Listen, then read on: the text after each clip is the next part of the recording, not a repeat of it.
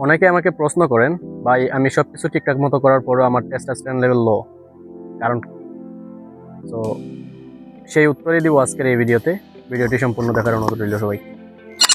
তো এই প্রশ্নগুলো যারা করেন তারা জানেন লাইফস্টাইল চেঞ্জ করার মাধ্যমে টেস্টোস্টেরন লেভেল বাড়ানো যায়, কিন্তু সব কিছু ঠিকঠাক মতো করার পরও তাদের অবস্থার কোনো উন্নতি হচ্ছে না। কেন উন্নতি হচ্ছে না? এই কারণেই তারা ভাবছেন সব কিছু ঠিকঠাক মতো করতেছেন, কিন্তু কিছু কিছু ছোটো ছোটো গ্যাপ রয়ে যায়, যার কারণে ওনাদের সঠিক ফলাফল ওনারা পাচ্ছেন না। চলুন আজকে আমরা বলবো কোন কোন গ্যাপের কারণে ওনাদের এই সমস্যাগুলো সমাধান হচ্ছে না। এই গল্পে নাম্বার 1, ওয়ার্কআউট।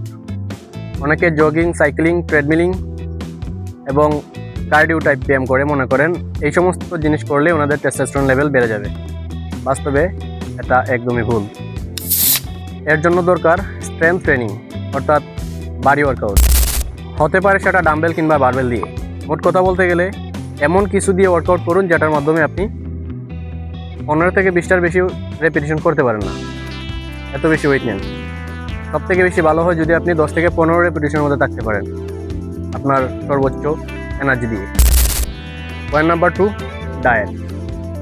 অনেকে সুগার, ভাজা পোড়া এগুলো খাওয়া একদমই ছেড়ে দেন, উইথ ইজ গ্রেট। শাক সবজি খাওয়া বাড়িয়ে দেন, অলসো গ্রেট। তবে সমস্যা বাজে প্রোটিনে। অনেকে এত কম প্রোটিন খান যে টেস্টোস্টেরন প্রোডাকশন সাপোর্ট করতে পারে না। মেডিকেল সায়েন্স এবং ফিটনেস গবেষকদের মতে প্রতি কেজি ওজনের জন্য 1 গ্রাম করে প্রোটিন নেওয়া জরুরি। পয়েন্ট নাম্বার 3, অতিরিক্ত ফোন ব্যবহার।